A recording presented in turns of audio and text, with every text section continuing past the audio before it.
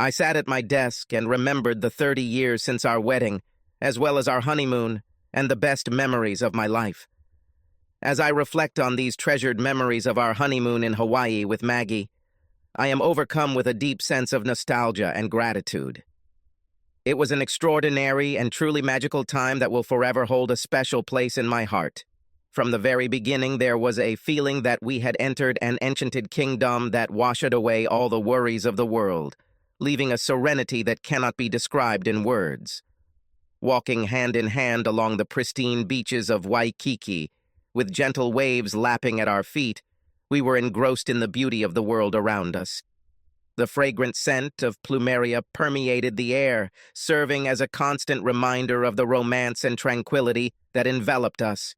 However, it was not only the captivating landscapes that made our honeymoon unforgettable, but also the experiences we shared were etched into the fabric of our souls.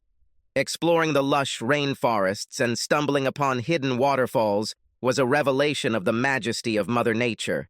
Standing together, we marveled at the raw power and splendor that surrounded us. Our clifftop villa in Maui gave us panoramic views that seemed to stretch on forever. Each sunset was a masterpiece, painting the sky in vibrant hues, and in those precious moments when we were held close to each other, our hearts were filled with an overwhelming feeling of love and devotion to each other. And the nights were a symphony of romance, starting with a candlelight dinner on the beach under a canopy of stars as we savored the exquisite taste of fresh seafood and island delicacies. But it was the tender look in Maggie's eyes that made these evenings truly magical. Hawaii has become more than just a destination. They became the epitome of our love story, a chapter filled with cherished memories and shared dreams created just for the two of us. Thinking back to our honeymoon, I relive the beauty and depth of our connection at that time. Hawaii served as a catalyst for our love, strengthening our bond and giving us moments of incomparable joy and peace. I cherish with sincere gratitude the precious memories we created together in this oasis of romance. Now, 30 years later, while I was lost in thought, my secretary came into my office and looked at me looking out the window for a moment, and then asked, "Jason, what or who should we thank for your good mood lately? Did you win the lottery or something? Would you like to share?" At that moment, I realized that I was smiling and had actually been in a good mood for the last 2 weeks. I explained that my wife had become very attentive and loving lately, and for the first time in years, I felt appreciated and loved. I concluded by saying that I felt like I was on my second honeymoon, and for the first time in years, I was looking forward to being with her full time and couldn't get her out of my head. For the past 2 weeks, I have called my Maggie several times a day to hear her voice and tell her how much I love and miss her. Acted like a lovesick school teenager, but I didn't care. I was happy again and didn't want it to stop.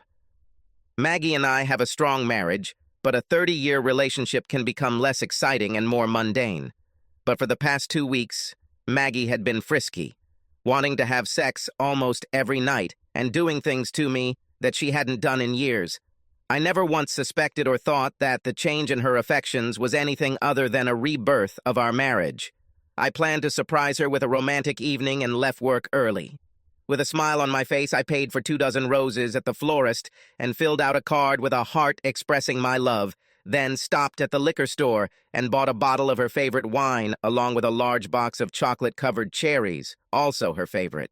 Tonight, I will not only tell Maggie how much I love her and how happy she makes me, but I will also surprise her with the 7-night cruise I bought for us in honor of our love. Smiling and springing as I walked, I entered my house through the garage. As I walked up the kitchen steps, I saw instead of my loving wife Maggie Brandy, our 29-year-old daughter, sitting at our kitchen table. I smiled, kissed her forehead, and said hello. "Hey baby, where's your mom?" 2 weeks earlier, he and his mother had a conversation. "Brandy, I'm not sure about this. I love your dad very much, and I'm afraid that if I go through this, I'll hurt him. Mom, Dad loves you, and he will understand. You yourself said that you need something more than what you received before, and Dad is not getting any younger. I know that he will understand your needs and allow you to have this one-time pleasure. Brandy, there's no way I can stand in front of your father and tell him I'm on a date with another man. I just can't do it. Then let me do it. Alexander will be waiting for you at the restaurant at 7 in the evening, and you will be ready to leave by 6 in the evening. When Dad gets home, I'll be here and explain everything to him, and you'll get the experience you crave. Honey, yes, I agreed to this date, but I have doubts. This is wrong, and I shouldn't go. How will I be able to look your father in the eye for the next 2 weeks knowing that I agreed to go on a date with another man? Well, I can suggest that you don't tell him anything, but during these 2 weeks show him how much you love him. Let him know that he has nothing to worry about. And when I explain everything, he will understand that what you are doing is not about love, but only about new friendships and a little fun sex.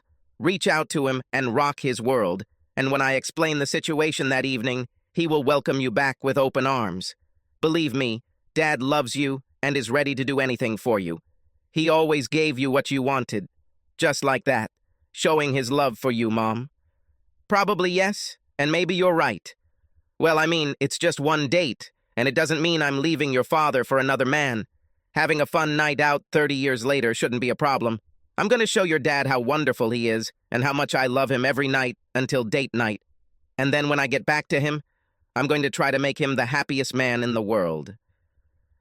Mom, just make him feel loved and appreciated. He is a great guy and will give you this one-of-a-kind experience. Now, I have to get home to cook dinner for Mike. Thanks, baby, and say hi to Mike.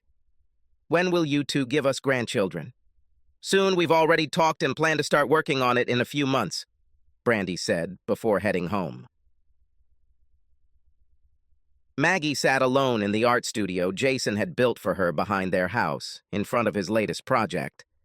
Lately, she had been having difficulty being creative because the thought of being with another man weighed heavily on her. Guilt blocked her creativity until Maggie remembered Brandy's words, and suddenly her brushes came to life, covering the canvas with vibrant colors and emotional landscapes. Suddenly, she felt confident that she was doing the right thing for herself and that her husband would give her this experience. She found herself talking to herself as she sat alone, feeling peace overcome her guilt.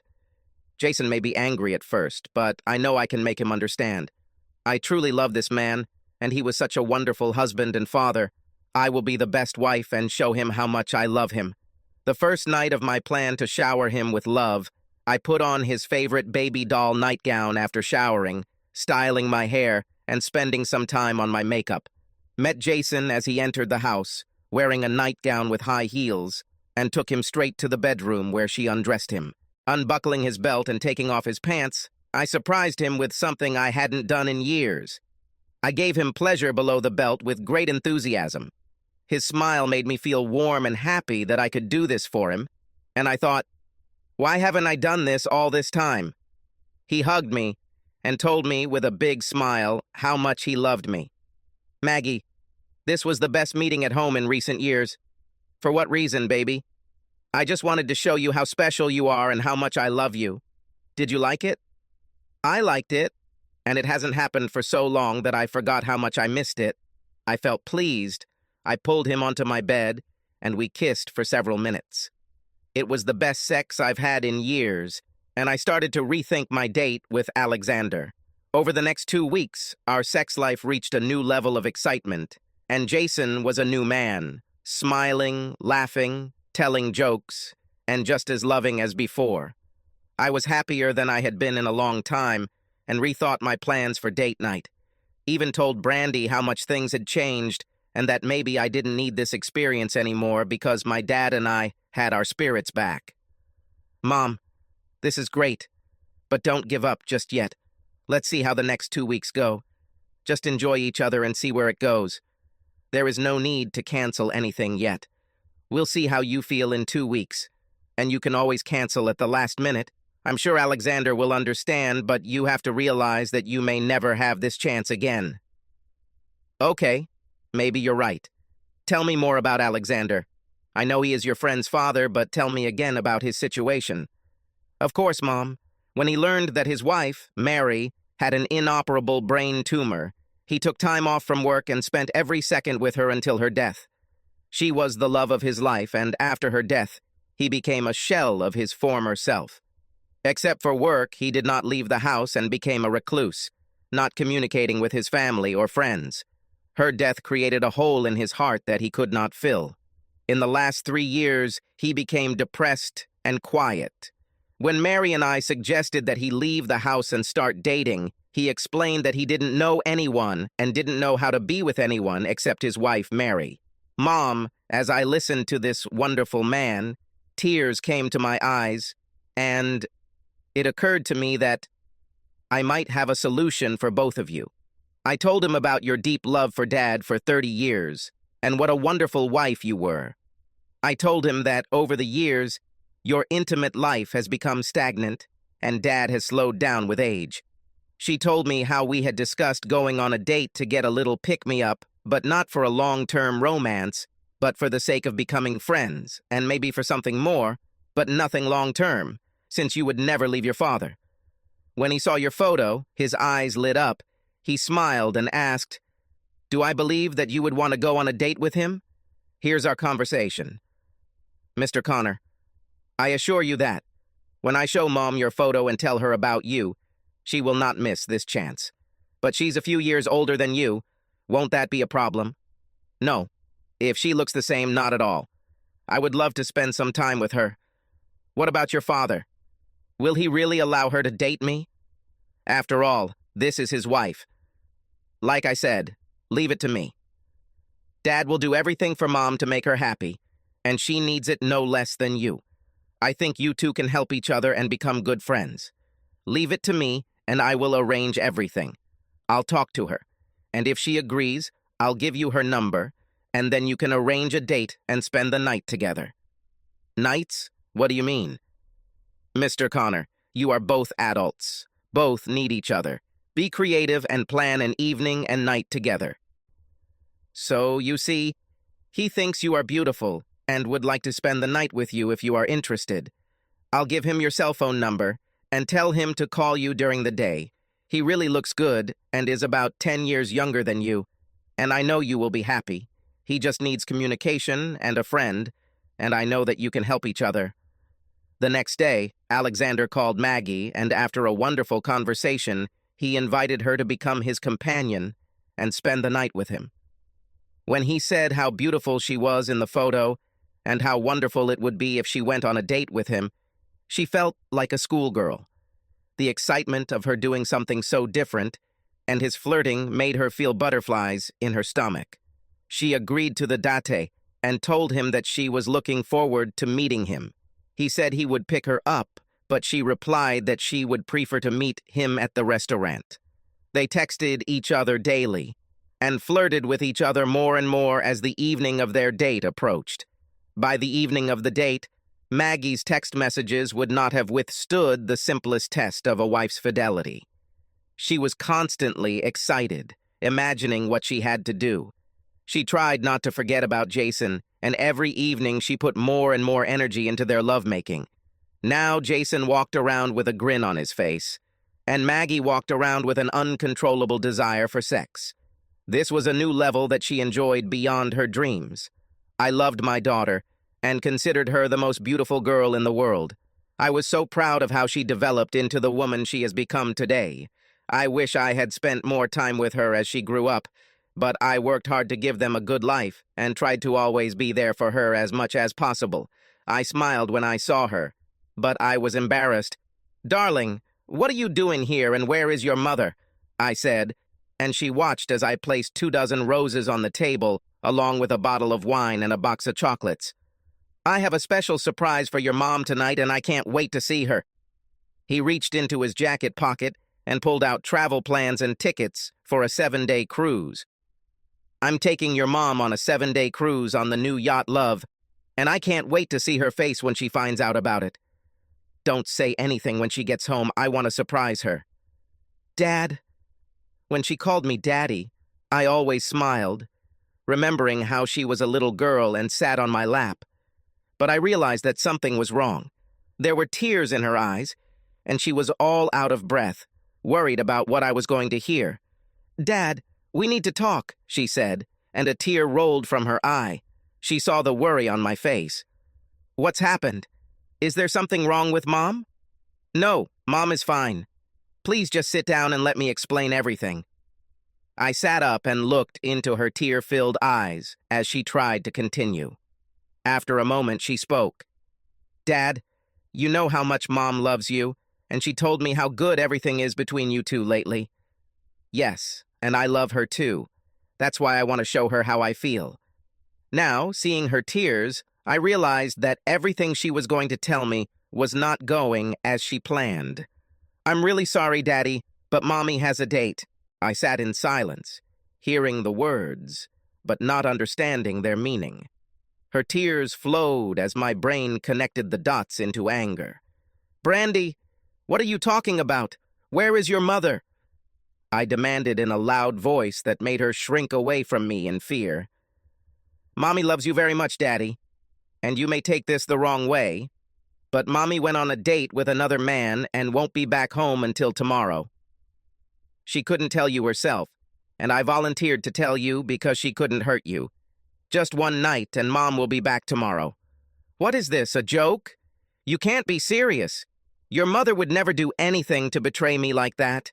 She was so loving and we were so close. I cannot believe this." "Dad, she loves you. She just had to do one thing. After 30 years of marriage, she felt uneasy and needed something more in life, at least once. Nothing will change between you, except that she will love you even more for giving it to her."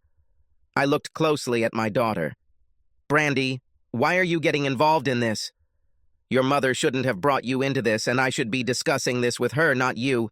How did she get you into all this?" "Dad, you know that Mom and I have always been very close, and we tell each other everything. She told me that things had slowed down between you two in the bedroom, and that she no longer felt wanted and needed stimulation. My friend's father lost his wife several years ago. He was so depressed and also needed communication, and I sort of introduced them." I quickly stood up, knocking over the chair behind me. "What the heck? Are you kidding? Did you introduce them and set up your mother on a date with another man? Is that what you mean?"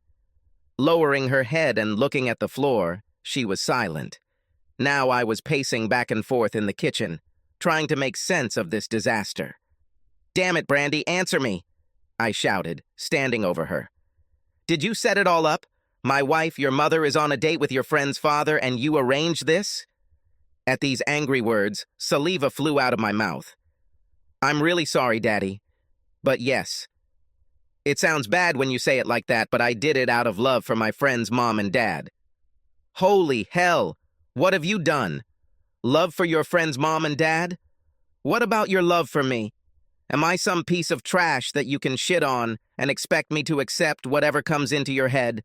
Where is she now? And what did you mean when you said she wouldn't come home until tomorrow?"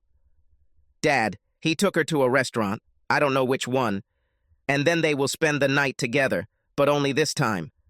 She'll be back tomorrow, and Daddy, she only loves you. All she's been telling me for the past 2 weeks is how much she loves you and doesn't want you to get hurt because of it. It's just a date and one night. She knew that you would understand and give her this one time." "So, is that all?" I, like a mug, believed that her new advances for the last 2 weeks were motivated by love. But now you're telling me that it was her way of getting rid of guilt?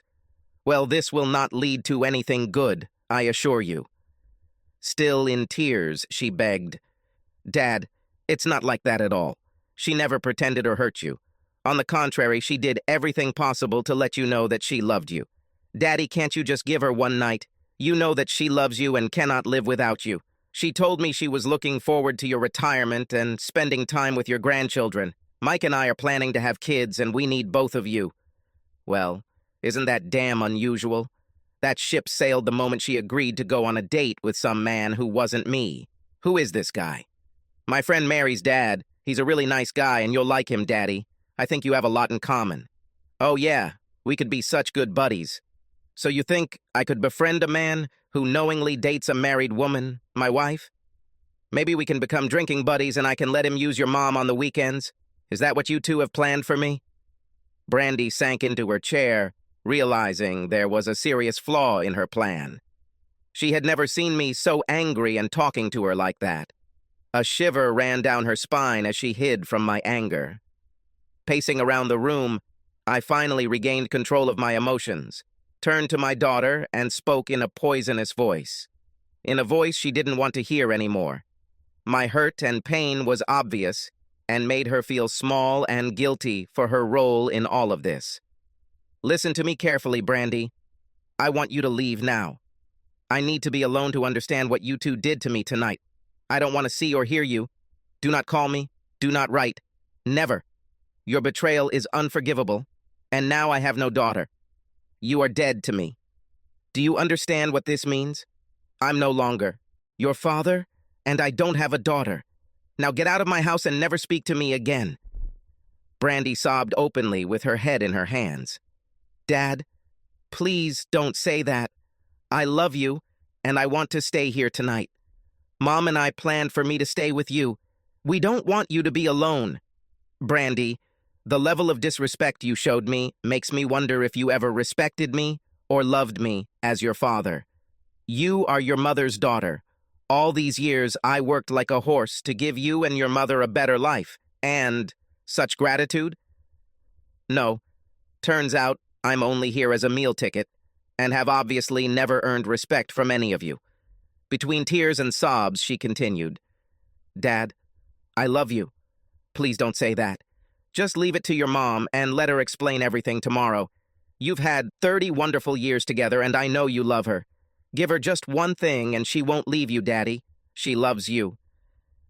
She may have her one thing, 2 things, or 1,000 things, but she will never have me again. Forgiveness is beyond my capabilities.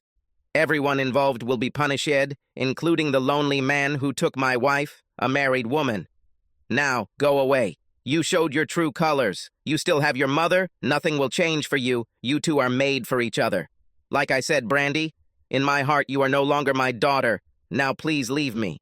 She literally ran out of the house with tears streaming down her face in pain, a pain she had never felt before. She never thought her father would react like this. Had he really abandoned her? For the first time, she realized that she might have crossed a line in helping her mom with this idea. She knew he loved them both, and she could clearly see that he was angry. No, he was furious, and she prayed that he would forgive them.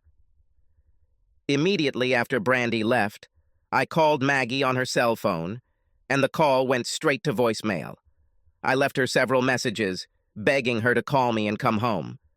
Then, after a few drinks and no call back, I left several text messages with the same message. No answer. At 2 o'clock in the morning, I realized that she would not return home and was not going to answer my calls. I was tired of feeling sorry for myself and just stared at the TV, which was broadcasting more bad news. My world turned into a nightmare in an instant.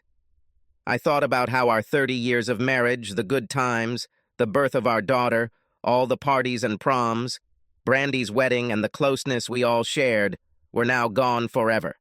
Before she cheated, Maggie and I were still having sex 2 to 3 times a week. Yes, it became a routine and was no longer as exciting as 30 years ago, but there were never any complaints, and in general, after sex, we always hugged and fell asleep in each other's arms. There wasn't a day or a phone call that went by without us saying, "I love you" to each other, and we rarely argued.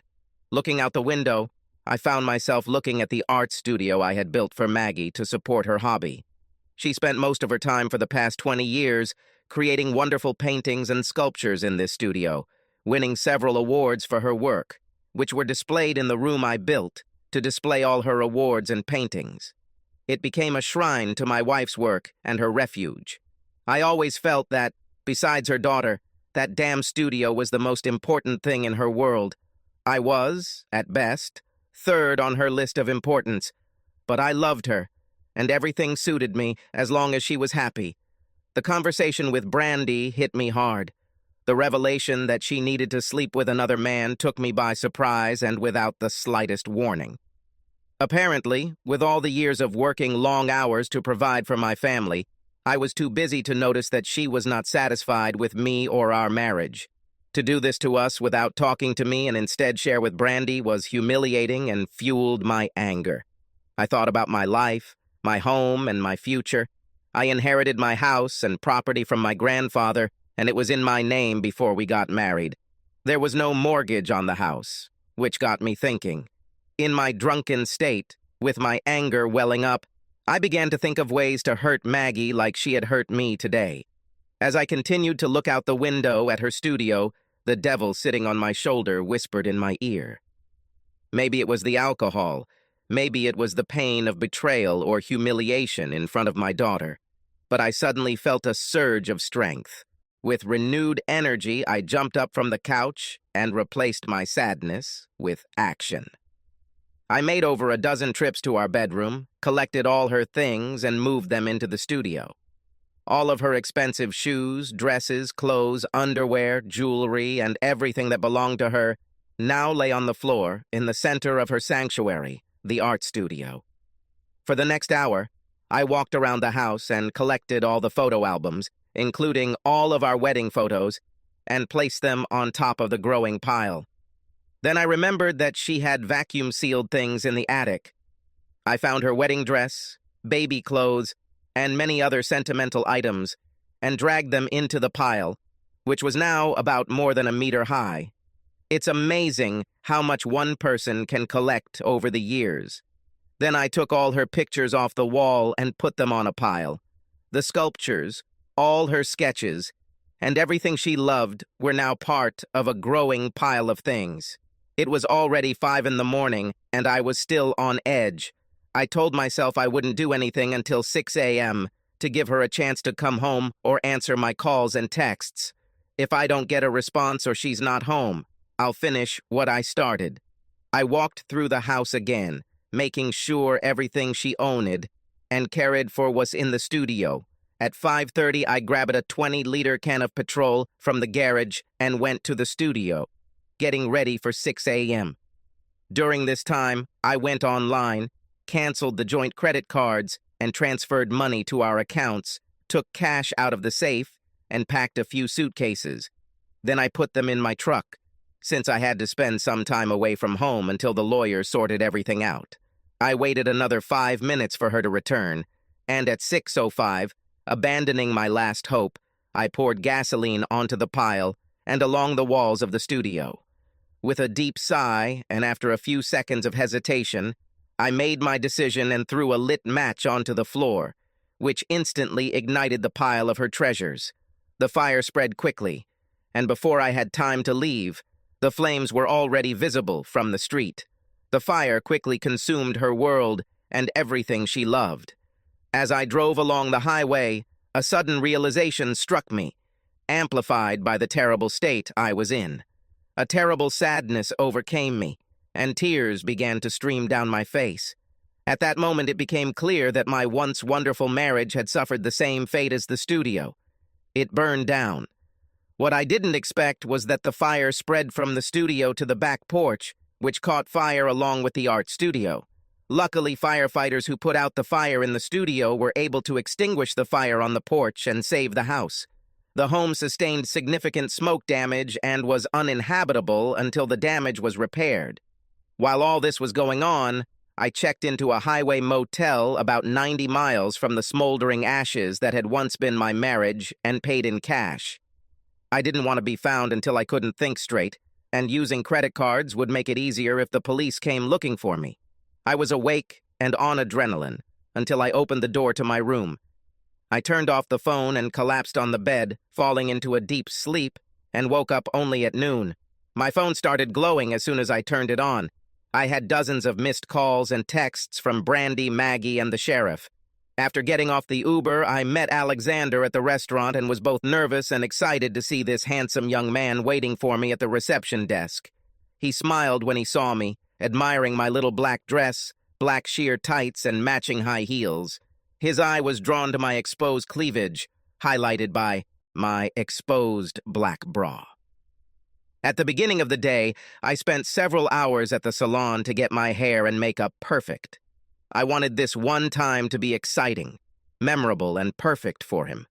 My companion looked pleased with what he saw, and the way he adjusted his growing manhood emphasized his reaction. My confidence grew as I realized he liked what he saw and greeted him with a tender kiss when he greeted me. We started at the bar and sat on one of the bar stools, and when I stood up, I saw that he was looking at my nylon-covered legs, down to my panties. We both smiled as he ordered our drinks. I decided to turn off my phone so that nothing would interfere with the night's entertainment. She knew that this night would never happen again, and she was going to enjoy every moment. There was chemistry between us, and we got along like we were old friends. I found myself touching his arm and flirting, something I didn't usually do with anyone, including Jason. But today I was going to unleash my inner bitch and enjoy the experience.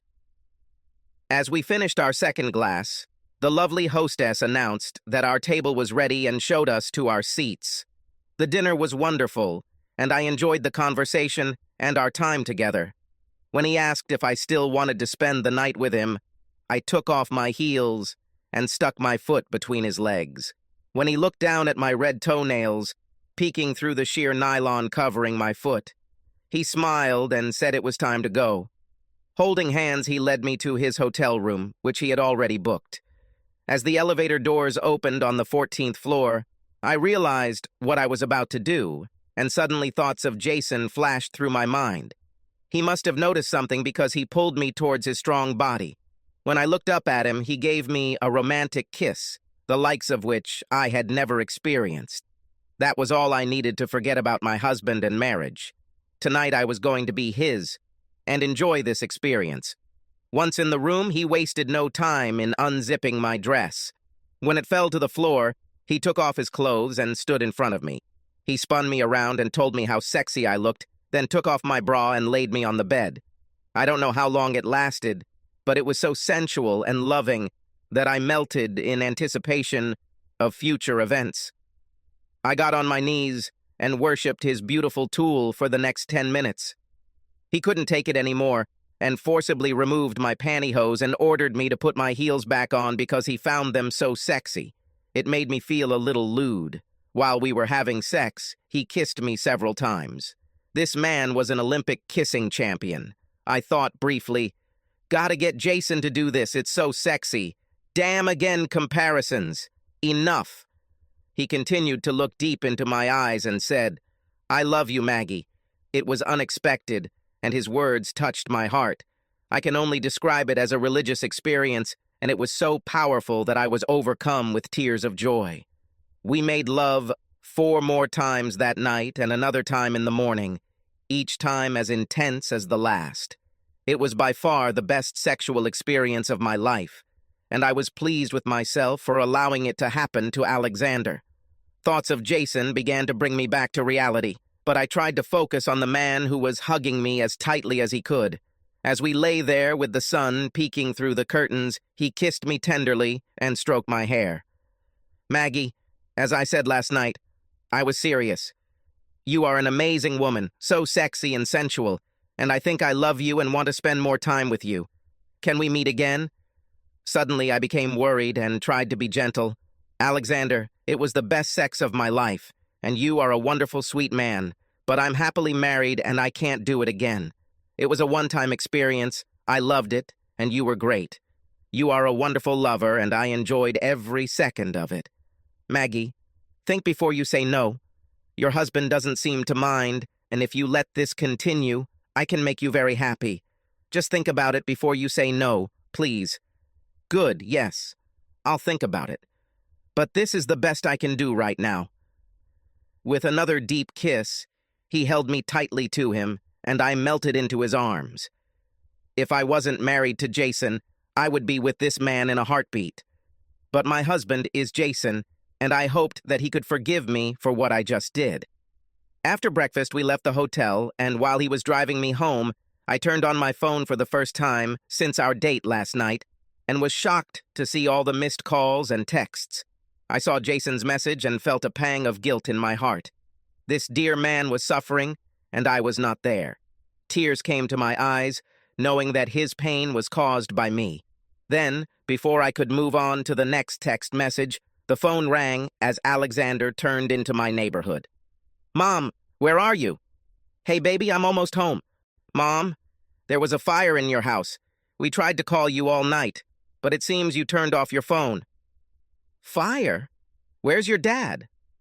"That's the point, Mom. He's missing. Nobody knows where he is, and he doesn't answer calls either. I have a bad feeling, Mom. I'm almost there. I'll call you back." When Alexander turned the corner onto my street, I saw a fire truck and police in front of our house. I didn't see any damage at the front of the house and asked the firefighters what happened. "Are you the owner of the house?" he asked, since all the neighbors were watching me as I stood with an unfamiliar handsome man, my companion. "Yes, I'm Maggie Spencer." "Well, Mrs. Spencer, we were able to save the house. Only the back porch was damaged. But I'm afraid you won't be able to stay here until you call the experts to clean up the smoke from inside your house. The majority of the damage was to the small cottage behind your home." I'm afraid he's completely lost. I felt my legs give out when Alexander caught me and helped me sit on the curb. "My studio? Is she damaged?" "Sorry, Mrs. Spencer, all that's left of her is smoldering ashes. We'll try to figure out the cause of the fire, but in the meantime, the police detective has a few questions for you." I quickly stood up and ran to the back of the house before Sergeant Wilson could ask me any questions. He caught up with me as I stood in front of the remains of my most prized possession. I immediately knew that Jason must have done this as revenge for my actions. "Mrs. Spencer, do you know what happened here?" asked Sergeant Wilson. "No. I wasn't there last night, and I have no idea about anything." "Are you her husband?" he asked, turning to Alexander. "No, just a friend." I felt my face turn red with embarrassment as the sergeant gave me a knowing look and asked where my husband was. I said I don't know. When he asked where I was last night, I timidly said that I was with Alexander at the Hilton Hotel in the city center. The looks thrown at me by the sergeant and his assistant made me realize the seriousness of my situation. I just admitted that I didn't spend the night with my husband, who also disappeared. The detective now had questions. "Mrs. Spencer, are you and your husband separated? Do you know where he was last night?" "No, we are a happy married couple." And then I realized how stupid it sounded after admitting that I spent the night with another man. "Do you know where he is?" "No, he doesn't answer calls." "We'll want to talk to him, so when you talk to him, please give him my number," he said, handing me his business card. I was shaking with anger and fear, anger at the loss of my refuge and all the work I had created over the years. Everything is gone, forever. Fear of thinking that Jason could be so angry as to do this and what it would mean for my marriage. I needed to talk to him as soon as possible. I called Brandy. "Brandy, do you know where your father is?" "No. I haven't talked to him since yesterday evening." "Why didn't you stay here with him like we planned?" "Mom, he threw me out and said that I was no longer his daughter." Hearing these words, I felt a chill rush through my body. Jason would never say something like that. And if he did, it would be much worse than I could have imagined. Entering the house, I saw damage to the walls from smoke and felt a terrible smell that permeated our home. It is obvious that it is impossible to live here in such conditions. I walked through our house and decided to take clothes and some personal items for a few days. When I entered the bedroom, I saw that everything had disappeared and I panicked. I realized that all my clothes, shoes, and personal belongings were missing. My heart sank to my stomach as I looked at my nightstand for my wedding rings. There were none. And why did I leave my rings? What was I thinking? If Jason saw them on my dresser, he must have thought I had abandoned him and our marriage. How stupid and selfish could I be? In complete panic, I ran around the house, looking into every room, and realized that all my things were missing. A terrible thought suddenly came to me. Did he really burn everything? Is there really nothing left? I ran out of the house and returned to the studio to take a closer look at the remains. I saw picture frames in the middle of the room and pieces of clothing that were not completely destroyed. It was obvious that Jason had not accepted my day off as expected, but had in fact destroyed everything important to me and cut me out of his life in one fell swoop. I called Brandy crying and told her what happened and that I needed somewhere to stay. Alexander quickly invited me to stay with him, but he was the last person on earth I wanted to see, and I told him that I needed to be alone and that he would please leave. He was hurt by my snark and left me standing there crying. At that moment I was angry with myself and with the man with whom I spent the night. I knew I was wrong, but I blamed him for my selfish act of betrayal when the blame clearly lay with me. Brandy, I lost your father. Mom, don't say that. Dad loves you. Honey, he burned everything. All my clothes, my paintings, my studio. All. He didn't leave me anything, not even a place to live. He doesn't pick up the phone or answer my calls. I hurt him the most, and I don't blame him. What I did is unforgivable. I shouldn't have gone on that date and just told him how I felt. We could have worked things out, but my selfishness pushed him away. If I were in his place, I would never be able to take him back. What should I do now? I have neither housing nor clothes. Mom, don't blame yourself. The fault is partly mine, and you can live with us until your house is restored. This afternoon, we can buy new clothes and settle you in the evening. Brandy, all my paintings and sculptures are missing. 30 years of marriage and 20 years of my life's work were destroyed, and I was left alone. I have nothing to live for, Maggie sobbed openly, while the neighbors looked at her from the road. My God, your father is calling me. I'll call you back. Fumbling with the buttons, desperately trying to answer the call, she almost passed out. But at the last second, she managed to connect. Jason, is that you? Hi, Maggie. How are you? Jason, where are you? Please come home. We need to talk. No, Maggie, I know everything from your daughter. Yes, your daughter, not mine. You are both dead to me, and this may be the last time we talk. Jason, no, please don't say that. I love you. You should know this. Jason, the studio is gone. Did you do this? Maggie, you did it. Not me. Maybe not physically, but she burned from your treachery and betrayal. When I saw that your wedding rings were thrown away and you gave yourself to another, in my heart you died. Your actions are inexcusable, and Brandy's involvement is humiliating and incomprehensible. We're done. I'll meet with the lawyers on Monday and start the process. Please, Jason, can't we talk and work things out? You can't just throw away our 30 wonderful years like that. Maggie, we're talking, and I'm not the one who threw away our 30 wonderful years. You planned to betray me, gave me 2 weeks of amazing love to ease your conscience, and then cheated on me with the help of your daughter. There is no person on this entire earth who could accept these actions or forgive and forget this level of treachery and betrayal.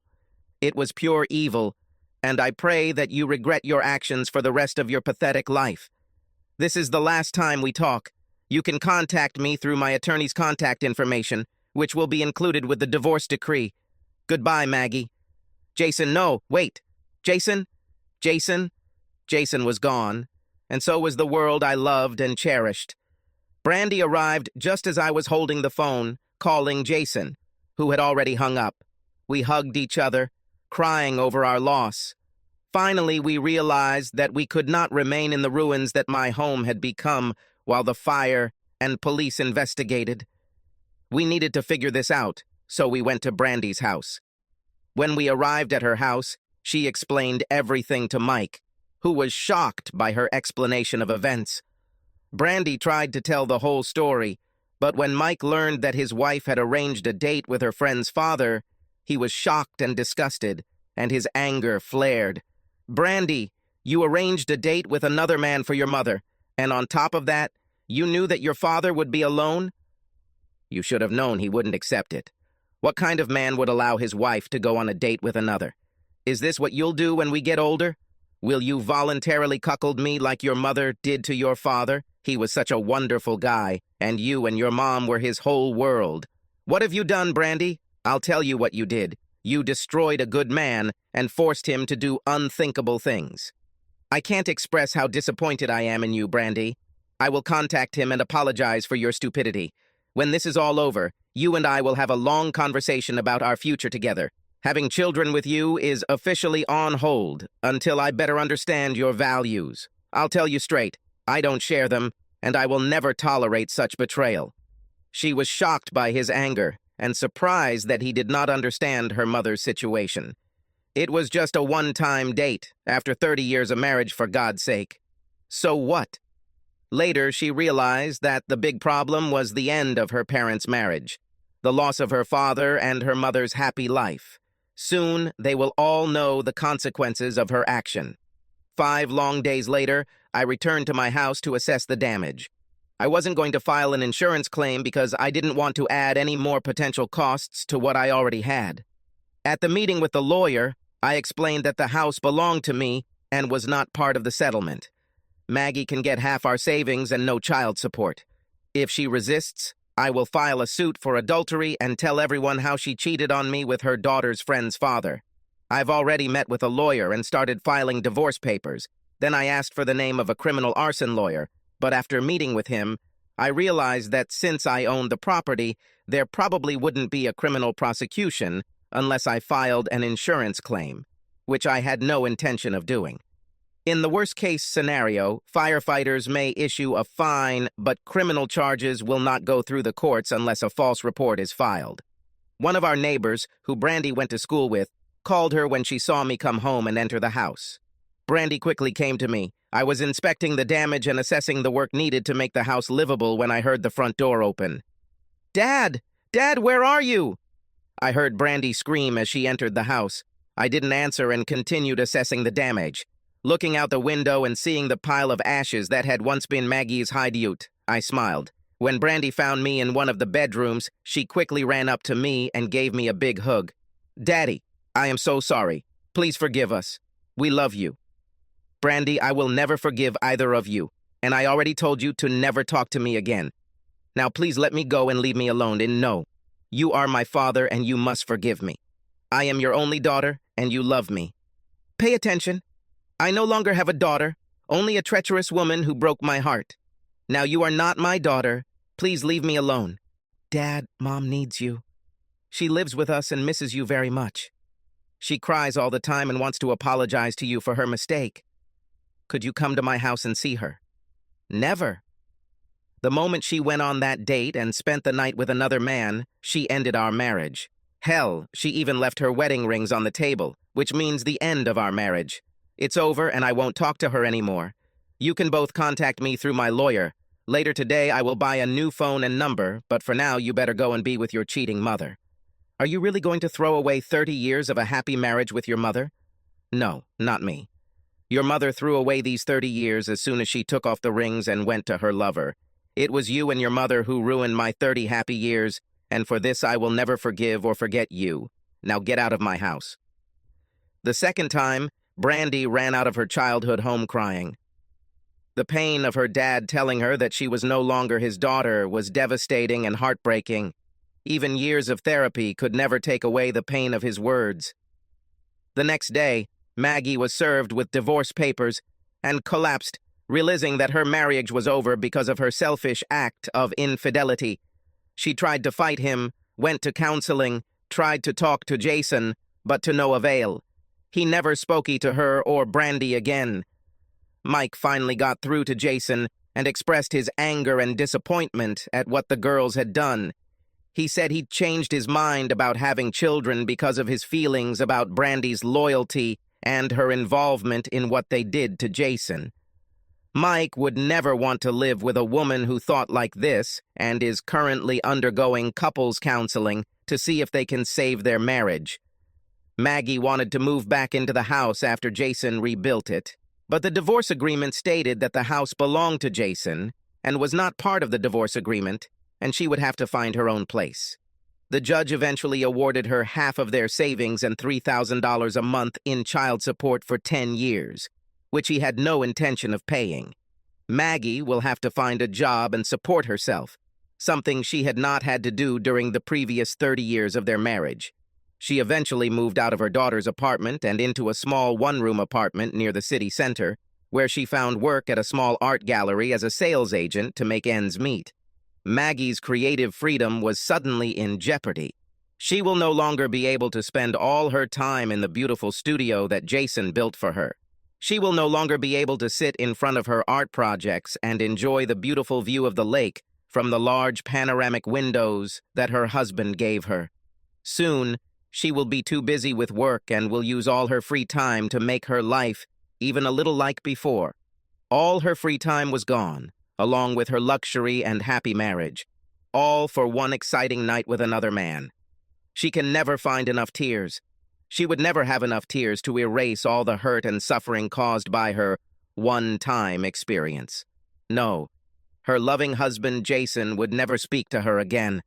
Hearing how he disowned their daughter left her heartbroken. Brandy fell into a deep depression due to the breakdown of her parents' marriage. To cope with the pain and save her own marriage, which was now falling apart, she turned to a psychotherapist. A few months later, the house was restored. Jason continued to pay the court-ordered compensation and, without warning anyone, sold the house. One day after the sale, Maggie came to him to try to reconcile and ask for forgiveness. When she rang the bell, she was greeted by a young couple opening the door. "Hello, how can we help you?" the woman asked. "Yes, I'm looking for Jason Spencer. He is here?" "Oh, that nice man who sold us this house?" "No, he said he was leaving the country to start a new life. He was so sweet and so helpful." "Are you by any chance Maggie?" "Yes, it's me. He left an envelope and asked us to give it to you if you ever stop by." "Thank you. I will read it later. Good luck and enjoy this wonderful home." Maggie sat in the car and cried, knowing that she would never see Jason again, and about the love that she had so carelessly thrown away. Returning to her lonely apartment, she sat up in bed, her hand trembling as she opened the letter. Maggie, 30 wonderful years. I will always remember the wonderful life we lived together. You were my first and only love, and I am very sorry that I did not cope with the role of your husband. If I had known that you needed more, I would have raised heaven and earth for you. But since you have decided to seek your path alone, then this is how we will end our marriage. Alone. After 2 wonderful weeks leading up to your betrayal, I actually believed that you had fallen in love with me again. These weeks were the happiest in all the years that I spent with you. When Brandy explained how you used these weeks to distract me from your betrayal, it crushed my soul. I'm sure your daughter already told you, but that night I was so excited to come home to give you a special night. With 24 roses, your favorite chocolates, and wine, I was going to surprise you with a new cruise on the yacht Love. Having learned that your love and adoration was fake, and your real goal was to sleep with another man, I felt humiliated. Congratulations, you ruined me and our marriage. Because of this, I can no longer stay in this city. I quit my job and found a new life in another country. Don't try to look for me because I will be offline, and I really don't want to talk to you or your daughter anymore. This part of my life is over, and I will start a new life without you. It will take me years to get over the pain and betrayal you both caused. There was no way I could stay in this wonderful home without the love of my life and my wonderful daughter. Since both of them are now dead to me, I have no reason to stay here. I sincerely hope that your special night was worth our marriage and my love. I suspect so, and I'm sure you and your daughter will enjoy the stories you share.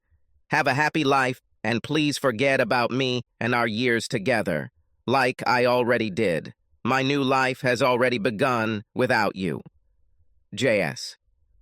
She actually thought there were no more tears left, but after reading his letter, she sobbed uncontrollably all night, curled up in a ball. The excitement and memories of the amazing sex with Alexander became a distant memory, now replaced by regret and sadness. Now, aged 52 and alone, she knew her future without Jason was bleak. She gave up her luxurious life for one night of selfish excitement. Jason came to Alexander late at night as he was leaving for his new home in Ecuador.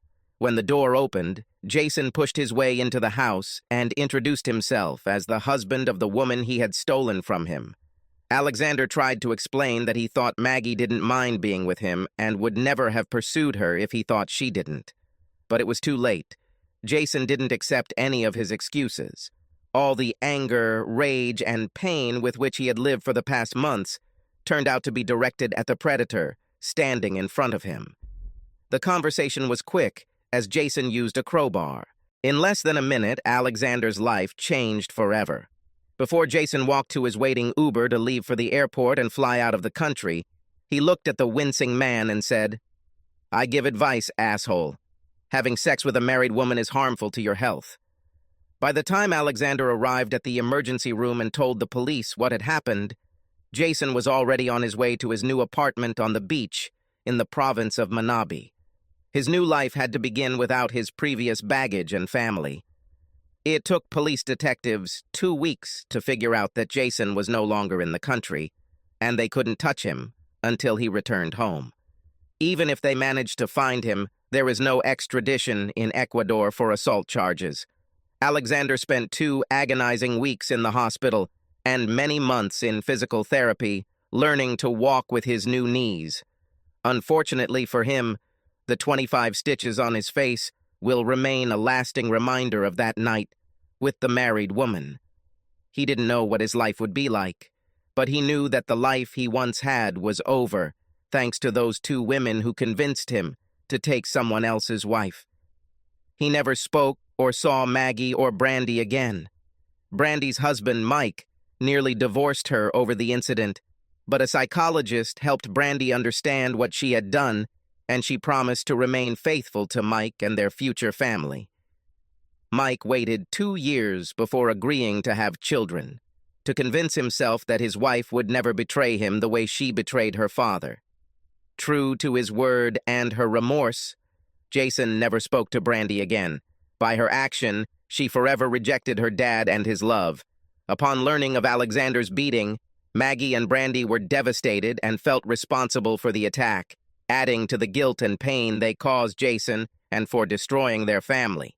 It was another reminder that their actions had far-reaching consequences that they didn't even know about.